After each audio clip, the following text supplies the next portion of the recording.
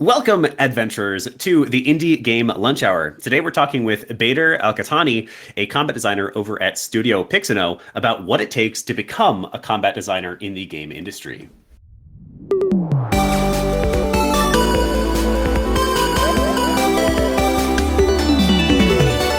The Indie Game Lunch Hour. I love it. We're seeing like boxing gifs in the chat already. Combat design is a really fascinating area of conversation. I'm really excited to get to it. So in our live magical podcast, y'all know who we are. We give game devs the chance to hear stories of breaking in from industry experts, as well as directly ask them questions about their areas of expertise in the second half of each episode. This is a mostly unedited recording of a weekly event we host in our Discord, Wednesdays at 12 p.m. Eastern Time. So feel free. We want you to come and swing by and join us for the next one. You can ask your own questions live. There's links to join down below. As always, I'm your host, Willem Delventhal, the headmaster of the Indie Game Academy and the Purple Wizard of Games or whatever. And joining me today is Bader AlQahtani, a game designer and combat designer over at Studio Pixanoh.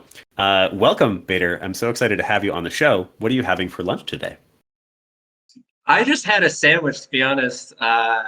And yeah, it was a pretty good sandwich. I had an almond butter sandwich. That was it. Like just bread and almond butter? Just bread and almond butter. Quick, surefire way to get the carbs in and get the protein in. Amazing. That's definitely not one I've heard before. I love the simplicity of it. You know, maybe this is like already some commentary on your design methodology. I am personally juicing right now because my partner and I decided we were too unhealthy for the past month or two. So I'm just drinking juice. So if I'm angry today, that's why.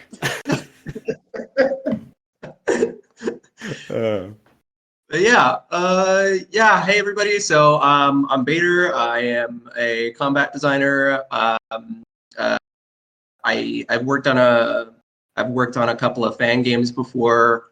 And eventually, as I kept working on fan games, I decided I wanted to pursue game design as a career.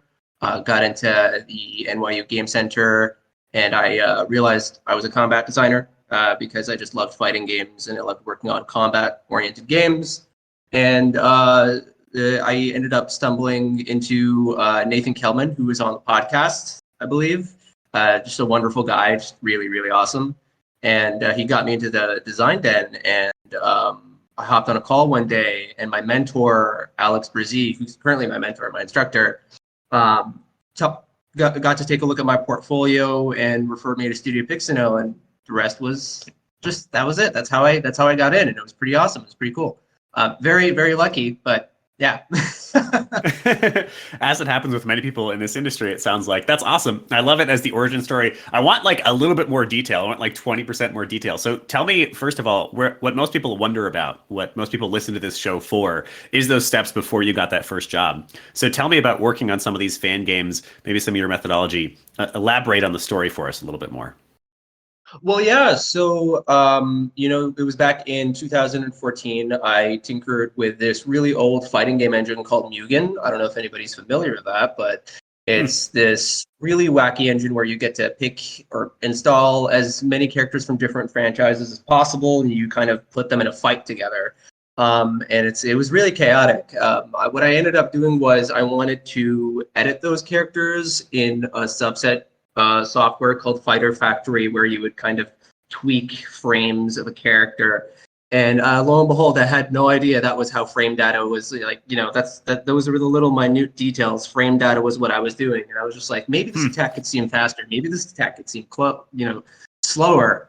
And that went on for about 2 to 3 years, and then I was like, maybe I should pursue game design. Maybe games is what I want to make.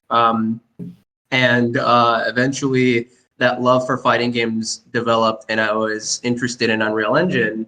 And I wanted to create fan games and translate those 2D fan games into 3D space, because that was just, wow, that was the big thing that I wanted to do. Unreal Engine is huge, and maybe I should just learn that. And, I could work on a couple of YouTube videos detailing these, fan games, and they got a lot of traction. And I delved deeper into Dragon Ball, which is my favorite show of all time. It's just really passionate about it. Yeah. And rest in peace. Rest in peace to Akira Toriyama. Yeah, my God, what a loss. But And then I ended up, looking at these Dragon Ball characters as design opportunities. When you look at Trunks and you see that sword, the first thing you think of is just slicing up a bunch of enemies. How would he be able to do it in relation to his own character? He's a very stoic, very quick, very efficient, and stylish character. So when you combine Dragon Ball and Devil May Cry, how does that work, right? How do those abilities translate into a game like Devil May Cry? How do those things combine together? What are the challenges that are being posed to you? Eventually that turned out to be combat design. When I looked it up, I was like, what? That exists? Then I got into NYU, the NYU Game Center, just incredibly amazing people, incredibly amazing students, awesome faculty. And I went on to keep working in Unreal Engine and worked on a bunch of college projects with some awesome people. That's how combat design was just, that's how it clicked for me. Seeing a bunch of people just beat each other up. That's awesome. And then, so you ran into Nathan Kelman, you made a relationship with him. How did you actually land that first job at Pixanoh? So it was really funny. I ended up submitting a cover letter. This was before Pixanoh by about, I think it was about half a year or so. And it was at a Discord server, and nobody responded to that. And I was kind of weirded out by it until I got this DM from a guy, and he was just like, "Do you want to call?" And I'm like, "Who is this person? It's complete strangers asking me to call? I don't even know you." I just took a look at his background. I was just like, wow, this person's incredibly talented. Like, sign me up. Let's start talking. And he starts giving me feedback, and he was so kind, so humble, and he just gave me a rundown of the whole spiel: how to write down a resume, how to make a killer portfolio, all of those first steps to breaking into the industry. So I took his advice, and then he invited me over to the design den, and I introduced myself, and I started to hop into lounge calls all the time, just kind of making friends. Just started to geek out about combat, geek out about video games, anime, everything. And one day, I was just talking about, people were asking me if I focused on enemies or animation for combat design, and Alex Brzee hops in. And Alex is currently my mentor and my instructor. And he asked me the question. He was like, "Are you an animation-focused combat designer, or are you an enemy-focused combat designer?" And I'm like, I think I'm an animation-focused combat designer. And he asks me to send my portfolio. And I sent over the portfolio, and he was like, "All right, well, listen, we're setting you up with an interview with Studio Pixanoh." I just emailed somebody that I'm working with, and that's just how it happened. And everybody at Studio Pixanoh is just absolutely incredible, just phenomenal people. My lead, Andrea, Giorgio, my coworker, Max, our creative director, just phenomenal people. Very eternally grateful, very, very, very lucky, definitely. But that's just the story of how I got. Amazing. The origin story. That's beautiful. I think there's a lot to pull out of that. I say that, I think, every single origin story. There's a meme that I like bringing up now and then where getting a job in games is only 10% what you know and what you've studied and what you've practiced. It's 30% who you know, and then it's 60% kind of just being at the right place at the right time. And I think it's very true, and I think your story showcases that exactly. And showcases something that I want to echo for everybody here who's listening and trying to break in. There's a certain kind of person I work with now and then who's upset that there are requirements for what must be done before they get into games, and that specifically the stereotypical, you have to have 3 released games for a junior level role. I totally get why that's frustrating, but also listen to Bader's story here and understand that that's really what they're often talking about and is often enough to land you that first job. It's mostly just these personal projects, getting curious, getting excited, and making games, because that's what we're all here to do. And so if you aren't making games, I'm honestly kind of confused. Gatekeeping, let's destroy, hell yeah. But also make games, yo. Get into it right now. You don't need to wait until somebody gives you a job. Obviously, time is real. Obviously, finding teammates is real. But even working on your own stuff and releasing your own stuff is totally possible right this second. I want you to do it. And those games count. Obviously, the better they do, the better. And the better they are, the higher quality they are, the better. But you can absolutely get that experience now. So I love that you started by just like getting the experience. And I love that it wasn't this like necessity or this burden, and it was just kind of curiosity and excitement. I think that's what makes the best designers personally. And I think that's what makes the best everybody. But I'm a designer, so I know that best. And then I love that, honestly, the first job was just kind of being there. And it's another part of the puzzle. The quote that I always give is that 80% of jobs are filled by referral in the game industry, and it tends to be true because we all, number one, we want to work with people that we trust, and number two, it feels really good to give people jobs. So when you have that job to give and you run into a cool young person who's kicking butt like Bader, you want to give it to them. So make sure you're in the right places, be around other people, showcase yourself, output yourself, show what you're capable of, and continually build your skill set and continually build your portfolio. That I feel like is some of the biggest takeaways from what you just told us. What do you think, Bader?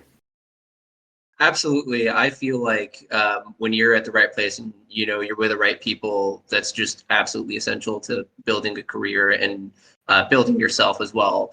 You get to learn from a lot around you. It's not just like, oh, how do I break in, but also curiosity. You can speak to level designers and understand their design philosophy. You can follow their guidelines on how to design good levels. Even if you are a combat designer, curiosity in other fields is really, really important. Iron sharpens iron. I always say that. Iron sharpens iron. So nice. Just really, really learn from other people. Be around people that you would want to learn from and you're curious about. It's not just about landing the role. It's also about developing that necessary skill set as well. Yeah. And in my opinion, the best developers, not just designers, are people who are like that forever. They're 10, 20 years into their career and they're still like, whoa, that's cool. Like, let me go find out about that. That's a mentality that never disappears and also never disappoints. It's always valuable. I love that. Thank you for telling us that origin story. I want to talk about combat design a little bit because combat design is cool, and it's a great niche. It's one that all of you can consider getting into. Something else maybe to take away, and another thing that I say all the time is definitely niche yourself as best you can when you're a junior. The more specific your skill set, as long as there are jobs for it, the better in general. So let's learn about this niche, combat design, specifically an animation-oriented combat designer. Tell us, Bader, what is your 101 here? Give me the introduction as if I were an idiot, which I probably am not. I don't know. Let's find out. So combat design is there are so many ways to go about it. You can focus on animation, like in Studio Pixanoh. My coworker Giorgio focuses on animes. I focus on polish and animation, and I work on some boss animations as well, just kind of like tweaking those out.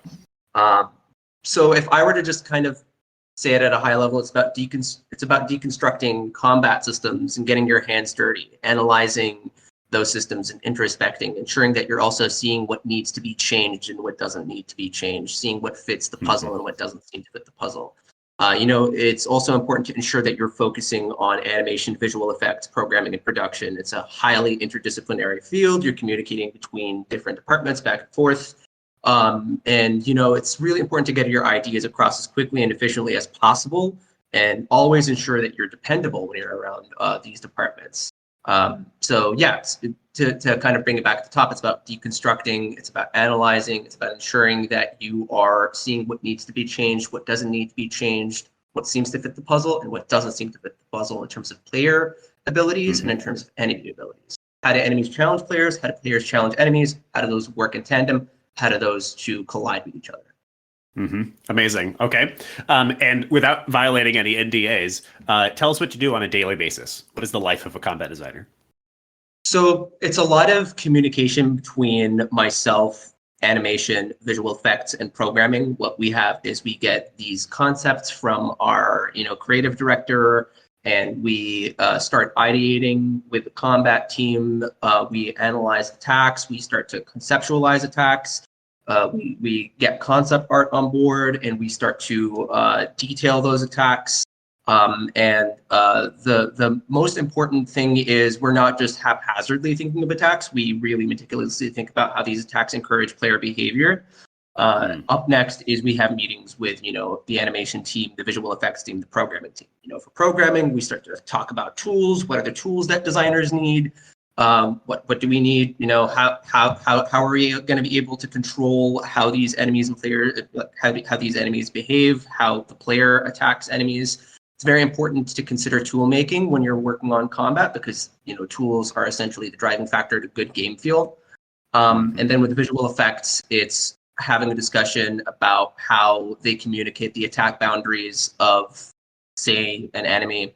And then we speak with animation to figure out the poses of how enemies attack. What's the anticipation? What does the tell look like? What does the follow through look like? What does the recovery look like? And then we get those block-ins. We do a lot of frame data, and we iterate. Amazing. Yeah, it sounds, it's a combat-oriented game designer. It's a lot of the same stuff that a lot of game designers do. All games are interdisciplinary, by the way. All game fields, all game disciplines are interdisciplinary, but I would say design is particularly because essentially what you're doing is like navigating how to make something interesting from a bunch of disparate parts. So much of your job as a designer is like, hey, engineer, I was trying to do this and it seems impossible. Is it possible? And like, that's your day. I love it. So why don't we get the what are your hot takes? What are your hot tips? Somebody who wants to make effective. Let's talk actual design first. Somebody who wants to be an effective combat designer. How do they put together an awesome fight? That's a great question. An awesome fight. Just don't get stuck ideating for too long. One of the things that I constantly see when I teach people or try to guide people into combat design is they get stuck in ideation land. Combat design is very you have to get your hands really dirty, whether you like it or not. So you need to get your ideas across as quickly and as efficiently as possible, and just really hop into an engine of your choice and translate those ideas across. Amazing. So, yeah, it's another similar tip to game design in general. It's really tempting, especially I actually think there's like a deflection point fairly earlier in your career, but after a little bit of experience where you've done enough design to know a lot of the pitfalls, and so you spend much longer ideating trying to avoid a bunch of the pitfalls, and you wind up kind of getting stuck there. Because you're like, well, I'll come up with the perfect design and then I won't run into these problems again. But the reality is game development is about iteration. And honestly, I've come to believe at this point in my career that basically any design can work. It's more about how close or far it is from really working and hitting the objectives that you have for it. And iteration is how you get closer and closer. So it doesn't need to be the perfect idea. It's just to be a pretty good idea and then iterate from there until it's awesome. That's my opinion. It sounds like one you echo. It's awesome. All right. Fantastic. Okay. So the topic of today is meant to be what does it take to be a combat designer, which is very much about, breaking in and getting started as a combat designer. So I'll ask you now, Bader, what does it take to be a combat designer? Takes a lot of just, I guess it's important to prioritize quality. Like you said, there are these rules that are out there where they tell you, you have to have 3 released games or 3 projects or I only have, as far as on my portfolio, I haven't seen my portfolio in quite a while, but I only have 3 release projects on there, or 2, I think. 2, probably? I don't know. But it was very important for me to maximize on the quality and take my time. So if you are considering getting into combat design, focus as much as you possibly can on quality projects that look really good, that feel really good, and they really match what an employee wants. One of the things that I used to do back when I was applying for Pixanoh was I would look at AAA responsibilities and roles. I would look at the bulletins and what they would request from designers or combat designers, and I would sort of develop projects in relation to those responsibilities and needs. So for an example, if you want to work on, weapons or abilities from concept to completion, how would you be able to do that with relation to what that employer does? Say, for an example, It's Sony Santa Monica, right? What do they do? They work on God of War. What the responsibility says that you have to do something, or you have to create a weapon from concept to completion. What kind of weapon would you create from concept to completion on a project with relation to what Sony Santa Monica needs? They work on God of War. Maybe you can work on something similar to that. So that's what it takes. It's really ensuring that you're hitting those quality points as efficiently as possible. It's ensuring that you are looking at those responsibilities and matching those responsibilities with relation to the projects that you're currently working on, and taking your time. Do not rush a project. Take your time with it. That's awesome. Another one, a lot of the stuff you're saying, I feel like is really applicable to everybody, which is great, because that means no matter who you are as a listener, I think you can learn something here from Bader. Yes, I love the concept of just looking at AAA responsibilities. So some people are maybe confused by this, or are I get asked pretty often where to find what I should be practicing, whatever my role is. Like, hey, I want to break in as X. What should I practice? And the reality is, no matter what your role is, looking at job descriptions is how you find out what you need to practice. And all of you can do that, and there are job descriptions out there for you to look at, even if they're already closed, by the way. I love the idea of going and finding the biggest names, those ones that you really want to work at one day, looking at what they require in their list, because typically they expect more, and then just practicing what's in the list. That's it. And I really like the concept of coming up with practice projects, actual releasable projects, that demonstrate those things and help you practice those things. That's something that every single one of you can do, no matter what your role is, and I think is really excellent advice. Yep. And to top that off as well is just be dependable. When you're working in teams, just be as dependable as possible. You want programming, you want animation, you want visual effects to all depend on you. When they reach out to you, you have to have like a quick response. You have to just be communicative. That was probably one of the most essential things that I learned. Like I'm pretty early in my career. It hasn't even been 2 years yet. So I just started. It's been about 1.5 years right now. But what I've learned so far throughout this experience is communication is absolutely essential. Be people's favorite combat designer to work with, right? Just be responsive. Be willing to motivate people. Yeah. Amazing. I love that. Be people's favorite combat designer to work with. So once again, insert whatever discipline you're interested in. Be everybody's favorite game designer to work with. Be everybody's favorite narrative designer to work with. And that doesn't mean like placation. That means like get shit done, be responsive, be accurate about your time estimates. You could disagree with people, but like be good in the disagreements. That's a whole skill into and of itself. Love that. Don't be the block, says Rick. Don't be the block. That's a good one. That's a very good one. Don't be the block.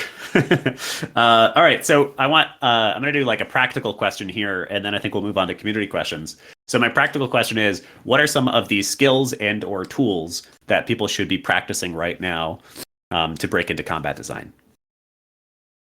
So in terms of tools, I would say Unreal Engine. Get into Unreal Engine. Very, very important, because that's becoming an industry like that. It's slowly turning into the industry. Well, actually not slowly, very rapidly turning into the industry standard. So learn Unreal Engine. Practice game feel. Game feel is incredibly essential.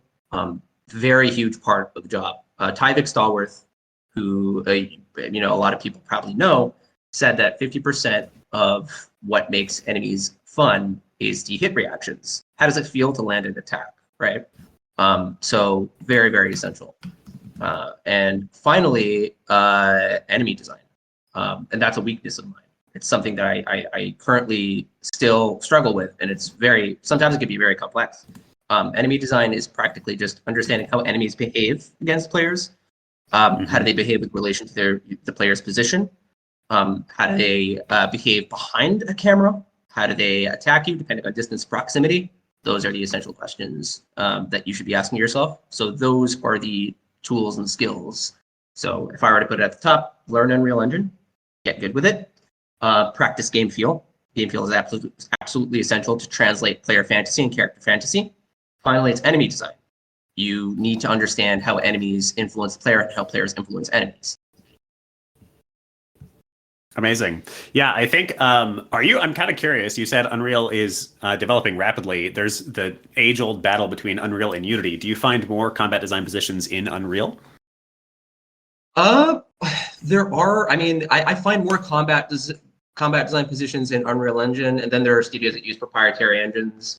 I've seen, like, I've mostly seen Unity combat design positions provided by indie studios that focus on using Unity. Mm-hmm. Yeah.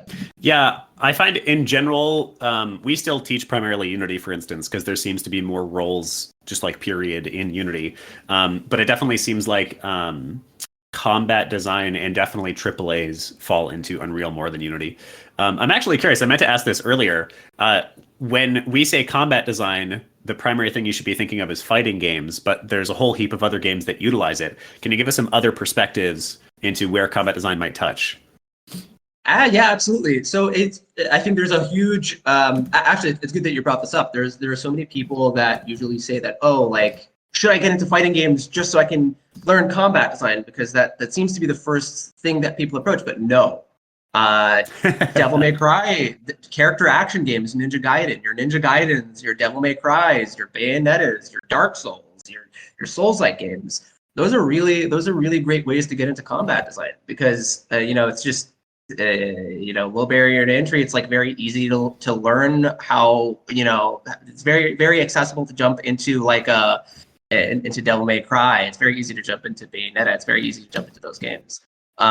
With fighting games, a lot of people feel incredibly overwhelmed because of like the amount of tactics and abilities you could pull off. Like one character could have a list of like hundreds of moves, like Tekken, right? So you're just kind of like analyzing all these things and how they work together. Like, how do I pull off this attack? Is it high? Is it medium? Is it low? If it's low, how do I go here? How do I go there? How do I go here? Oh my God, it's gonna take me so long to learn. But yeah, like you can start off with like your character action games and your stylish action games. They are such a great point to start. Amazing. I love that you gave us some other perspective because combat design really touches in so many points. I'm kind of curious, this is something I've just wondered myself. Does combat design wind up touching turn-based games as well, or is this strictly live action fighters? Combat design does touch turn-based games. Yeah, Nice. I mean, technically, if you're working on a tabletop game and you're focusing on abilities between yourself and your opponent, you're already doing combat design. Like if you think this is just like general game design, no, you are also doing combat design. So if you like, how many turns does this player take if they roll a die, or like how many turns does that person take if they roll a die? How do I nerf that, or how do I kind of create a sense of interplay between them both? That's combat design. You're doing it. Amazing. So I'm officially a combat designer because I worked on a Slay the Spire like deck building combat game. That's what you're saying. Pretty much. Yeah. Nice. I'm putting it on the resume, applying to Sucker Punch next week. Just kidding. All right, so let's jump into community questions. It's time to involve the community a bit. This first one is from somebody who's asking me to read it for them. This is from Ro. Ro asks, we kind of answered this, but I'd love for you to go into it a little bit more. How are you able to use your experience working on a fan game to get into the game industry? Sometimes I think about working on a dream fan game, but I worry it'll come across as unprofessional. No, I don't think it comes across as unprofessional. In fact, most of the interviews that I had when I was first applying for jobs, they asked me like, "Oh, this seems pretty cool. Like Dragon Ball Demon Breaker. Wow, talk to us about that. How did you work on these abilities? How did you work on these character abilities?" And plus, it's like, while I understand that fan games seem to be really cool, I would say that they're very difficult to work on because they are, when you work on a property like when you're working on a fan game based on a property like Dragon Ball, there's a lot of demand from the community, right? So like it's such a huge community and people just will start to ask you questions like, "When is this coming out?" So if you're working on a fan game, just be prepared that when you put it out there, all the community is going to like ask you so many questions, and you're going to have people jumping on like into your DMs. People are going to like try to, press is going to try to communicate with you, and I think that's while you might have your concerns that it might paint a bad image, it really doesn't. It actually boosts your image in a way. I'm not saying you should just be making fan games because we don't want you to get in trouble.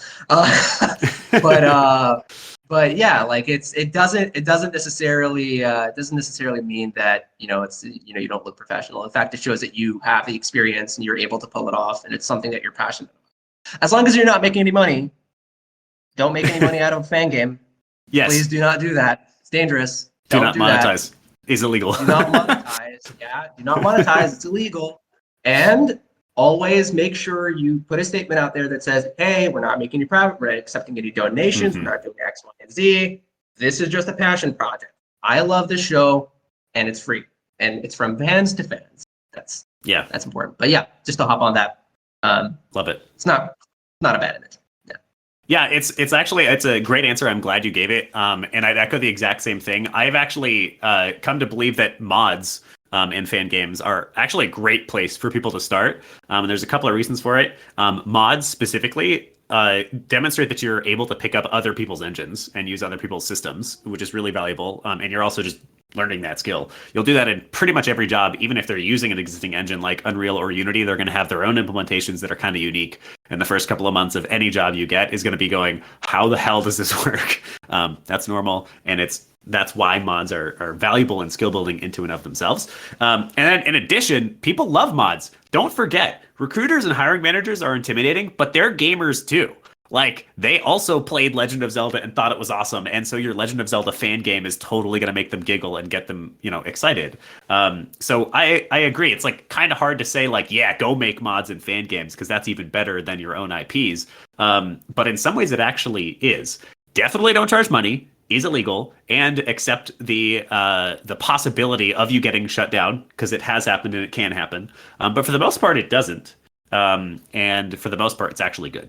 And really is, if the quality is high enough, it doesn't matter. People will like it, and it will totally be a viable experience. All right. Yep. I've harped on that enough. Rick is on stage with the next community question. Rick, would you like to ask?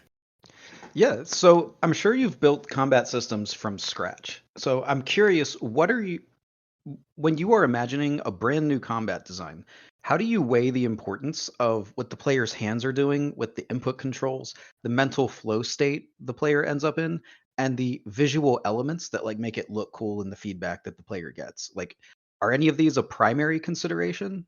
What's your take on the importance? So that's a really great question. So if I were to kind of like sum it all up, are you asking how game feel is prioritized? Like, how do we prioritize game feel? Yeah. So like with the game feel, like, is it more about what the player's hands are doing, or is it how they're mentally getting engaged? What's the balance of all of that? So first, it's important to identify how the player is getting engaged, because that's the baseline foundation. That's the design foundation. You want to make sure that the game that you're working on is fun. How does it mentally stimulate players? Followed by how good it feels. Don't polish at the start, because it's too costly when you're polishing at the start. Because when you're not kind of creating a solid design foundation, and you're not understanding how to mentally stimulate the players and engage players against certain enemy archetypes, helping them strategize, and then you just start polishing those things without any iteration, you can't go back anymore because it's too costly to go back. So focus on a solid design foundation, iterate on that as you implement and prototype, and then finalize by doing those polish details and just ensuring that it feels good. All right, so it sounds like the mental flow is going to be the first consideration. Then you want to just make sure it feels good, and as you're play testing it, you can mentally know that this attack does a lot of damage, but you want to make sure that you, as the designer who already knows under the hood what everything is good, then you go back and visually do the tells so that it's properly communicated to the player, everything you know as the designer. Spot on. Cool. Thank you. Nice. Amazing. Rick continues to be an expert question asker. All right. Next, we have Victor. Victor is currently bouncing on a trampoline, they tell us. So I'm going to read this one out for Victor. That sounds cool. That sounds cool. Combat design trampolines go together like peanut butter and jelly, almond butter and bread, actually. All right. So Victor says, I like this question. It's very specific, but it's a good one. I think it'll be an interesting topic for a moment. Victor asks, how the heck would somebody improve the combat in a 2D Zelda game? It suits the time period well, but modern players want more modern combat. Any ideas would be helpful. Perhaps some flocking, question mark? That's a great question. You know, I haven't done 2D combat in eons. What are some modern methods that you could use? I guess how can you translate what seems to be incredibly popular in 3D games into 2D space? That's also a really great way to approach getting better at combat design or testing out your theories and your ideas. So yeah, honestly, just translating whatever seems. So it's about researching whatever seems popular right now and what's out there, and translating that into 2D space and just figuring it out as you go. Yeah. Mm-hmm. Yeah, I agree. I feel like I could throw in a couple here. Hyper Light Drifter and that sort of genre, I feel like is a great example of a more modernized 2D combat. There's actually a game I want to shout out here from a developer out of India that I got to hang out with at GDC this year called Sojourn Past, Sojourn Past. That's like Hyper Light Drifter meets a bullet hell. And it's like beautiful and made by a solo dev plus a couple team members now. But that's a great example of like, it's an interesting playable 2D combat. I like the idea of just porting tools and systems from our 3D world that we know and we like into the 2D world. A couple of the easy ones that pop up is just like a dodge roll. We all love dodge rolls. They all work. It doesn't exist in Zelda. Add it to Zelda. It'll work, you know? Yeah, pretty much. Nice. Awesome. All right. Next we have, I forget. Oh, I think, yes. The next one is another person without a mic. We're getting a bunch of these today. That's totally cool, though. Next question is from Harry. Harry asks, yes. Harry asks, what was the process like of getting into the NYU Game Center? Would you recommend getting an MFA there? Was that a good start off for your career, or would you have done that a bit differently looking back? It was a really good start off in my career, to be honest. I went for the bachelor's degree. I met some very talented people. The faculty is just awesome and incredible. Students are just fun to be around, just such wonderful energy. I've heard such great things about the MFA program. A lot of incredibly talented people graduate from the MFA program as well. The process of applying to NYU is you need to have a portfolio. You know, it's the general college application process where you write down an essay, ensure that you have a good portfolio when you're applying. And yeah, also be curious and email faculty, ask them if you, ask them for feedback on your portfolio and your work before you apply. So reach out to faculty, reach out to students who have graduated or are currently at NYU, the NYU Game Center, and message them and be curious and learn from them. Ask how they got it. You're doing the right choice right now. You're asking somebody who just graduated from NYU, the NYU Game Center. So yeah, probably the best decision. Awesome. Yeah, I think people ask me about higher education at this point, and I think that my main hesitation with it is student loans. But getting those connections and finding those real people, in your life is, I'd say, one of the most important things you get out of higher education. I know nothing about the NYU Game Center, or at least very little. So I would ask people like Bader here, or potential professors. That's also good advice for actually applying for jobs. Go ask people who work there how it is, / for advice. You never know, you might get help. All right. Next question. Rick is going to ask a second question. All right. So when you're working on an implementation within your combat systems, and at what point do you feel, or can you tell that it's fundamentally flawed, and perhaps you have to make a drastic change, or you need to just stop it? What's the best route to fix it or get out of doing that? So the best way to do that is by doing it early enough. Don't wait on it. If you have a gut feeling as you're working on a project, for example, if you're in the middle of creating this flare ability, you're testing it out and it just feels off, but you can't really like figure it out. Maybe the attack feels off, maybe the damage feels off, but it actually turns out to be the animation speed, right? I always say focus on the disease, not the symptoms. Tackle it immediately. Don't wait on it for too long. And usually it's a gut instinct when you're doing combat design because it's a lot of game feel as you're iterating. Yeah, definitely. That sounds good. Don't spend too much time trying to prop up something that's just not going to ultimately Yeah. work. Amazing. Thank you. All right. I think we've stopped playing the sound effect, but still, somehow I sense it's time for the question of the day.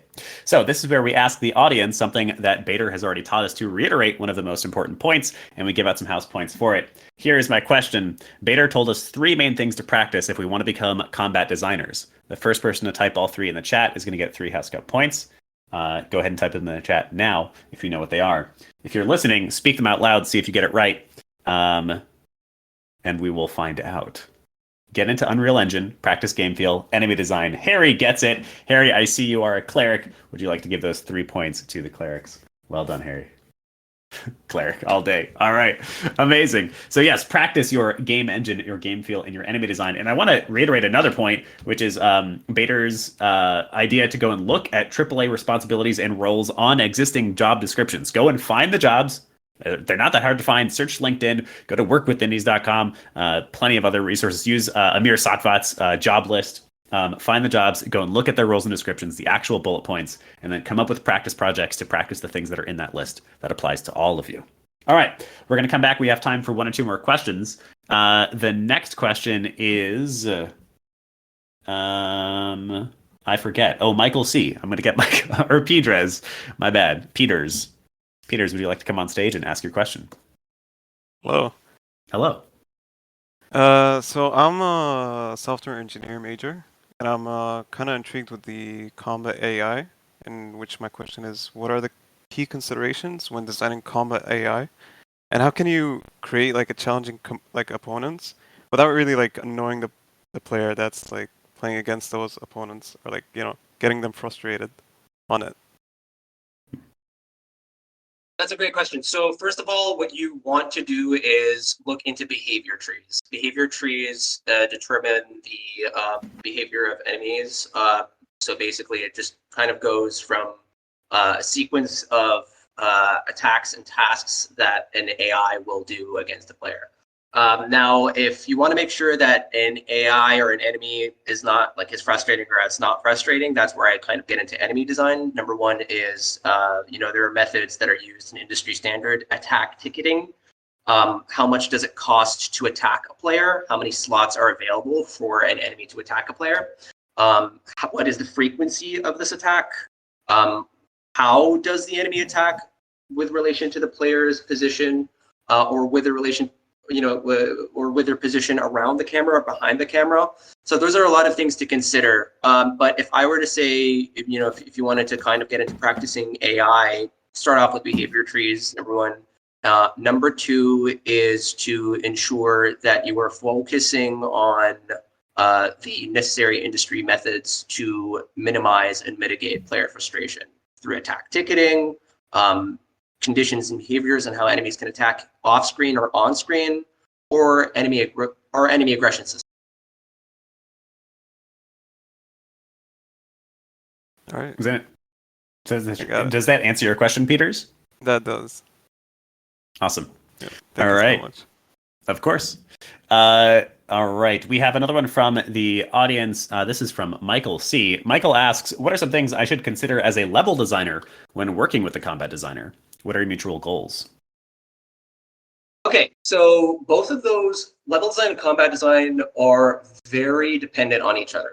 If you have excellent combat design and your level design doesn't and your level design is not up to the quality of combat design, the quality of combat design will dip.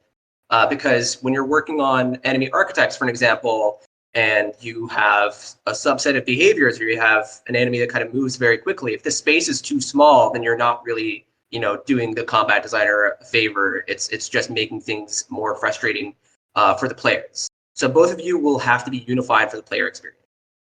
You have to ensure that you are creating spaces for combat designers to you have to ensure that you're creating spaces that allow combat designers to have more expressive enemy AI, and you want to ensure that you are accommodating level design and bridging the gap in communication between yourself as a combat designer and a level designer by making tools for them. So if they tell you that like we want this enemy archetype to kind of go to that markup cover right over there, you create a markup tool. How big is that markup? You're going to have to do that as a combat designer, and you have to collaborate and iterate with them. So they're very dependent. Just ensure that you're communicating constantly and that you're both accommodating each other. If one dips, the other dips. Awesome answer. Yeah, I think the answer to all collaboration is communication. Overly communicate, make sure you're available. I love, your point earlier about being dependable, being the person that is easy to work with, being somebody's favorite combat designer to work with. That's true for everybody, including other level designers. And if you are a level designer, it's true in reverse. I want you to be dependable. I want to be able to say, hey, this space is not quite big enough for what I'm imagining. Can we, reopen this a little bit or add a little space or whatever? Fantastic answer. I think last question of the day is from Misha. Misha asks, how do you work with the animation team and cinematics to adjust the combat to look appealing and visually allow the player to see their strikes? Oh, that's a great question. So when I worked on our capstone project, Emberpoint, we had cinematic executions that were similar to God of War. And what was really important to consider when working on that game, especially the cinematic executions, is the camera position really influences how much the player is dominating. When you're at a higher angle and you're looking at the player from above, right, and by the shoulder as the camera pans in, and the enemy is on their knees, it indicates that the enemy is weak, right? The camera position really influences the emotion. So it's very, very important to detail and consider camera positions with relation to combat executions or cinematic executions. That was something that was really important to consider when I was working on Emberpoint. If you kind of position the camera above as the enemy's about to slam an enemy into the ground and they're on their knees while the camera is just above, it kind of shows that the enemies are begging begging you to stop. It's if I were to give a really great example, The Last of Us is one of the best examples as well. If you play The Last of Us and you kind of nail down an enemy across and they fall into the ground, the camera doesn't go from, it just doesn't stay behind Joel's back. It slowly transitions to the top, indicating a sense that you've dominated the enemy. So the camera position is really, really essential. So that's how we handle cinematics. That's how I handled cinematics on the, on our capstone project. Amazing. That's super interesting and really goes to show, I feel like film and games are slowly merging more and more, and there'll always be two different mediums, but so much of the talent between the two is becoming the same. And cinematics is very much one of those. I went to a great GDC talk on Larian Studios cinematics with Baldur's Gate 3. And it was so cool. So much of what they're doing is how the hell do we handle this damn camera, and get it to work appropriately. Love it. All right. So we're at the end of the episode. Before we say goodbye, Bader, we love to do two things. Number one is we love to assign a piece of homework to the audience. So what is something that the audience can do in the next week that'll take just about an hour or so to help them practice some of what we talked about here today? Oh, I prepared for this one. So pick a character from a 2D fighting game and study them as you play. What makes them fun? Why are certain attacks prioritized over others situationally? And after you analyze that, translate that character into 3D space. How would they then work in 3D space?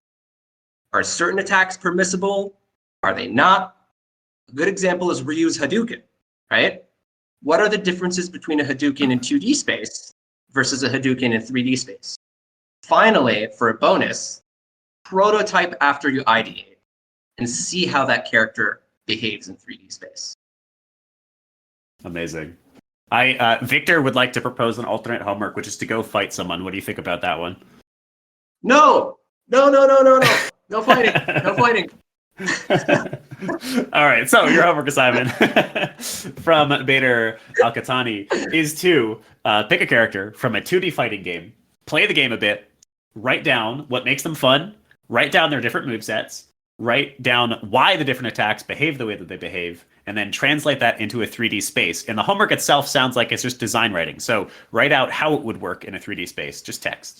Then as a bonus, for bonus points, for brownie points, prototype what you've just designed out. Either in engine, maybe just do it on paper, some way for you to actually test this out and see how it feels. Amazing. If you do this homework, when you do this homework, we want you to do this homework, tag us on LinkedIn at the Indie Game Academy. You can also tag Bader here, Bader AlQahtani. We'll have a link down below as well, so you can find Bader easily. And that's going to do it. So Bader, before we say goodbye, is there any last messages you want to give to the audience and or anything you'd like to promote? Yes, so I just wanted to say, guys, that with the state that the games industry is in right now, don't lose hope. You are more than capable of breaking in. I understand that things might seem hopeless. I understand that it might be frustrating when you get those rejections, but keep on trucking and keep on being curious. It's never impossible, never at all, and hopefully things will get better. We're gonna get across this hurdle all together. So just don't lose hope and just keep on trucking. Keep on trucking as much as you possibly can. I'm doing finger snaps over here. That's awesome. I love it. So much of what people feel like, what did I just say? So much of what I think people need is just a friendly pat on the back, and that's what I feel like you're delivering here. It's okay. You got it. Industry sucks. Yes, let's acknowledge that, but also it can still be overcome. And hey, the best stories have garbage parts, right? You've got final bosses. You've got the quagmires. You've got the terrible stuff, and then you get through it. And then the story is better for it. Yes, the hero's journey. Do it. You got it. All right. It is the end of the episode. Thank you so much, everybody, for being here. Thank you, Bader, for actually a really fantastic episode. I've had a bunch of fun today. And for answering these questions. Heck yeah. Thank you for those who asked questions, and thank you to listeners for listening. If you are listening to the recording, we ask, as always, that you send this along to just one other person, who's somebody else who might enjoy this episode, who might enjoy learning about combat design from Bader here. And otherwise, come and join us next week for the next episode. There are links to join the Discord down below every single Wednesday at 12 p.m. Eastern Time. All right. Goodbye, everyone. Adios.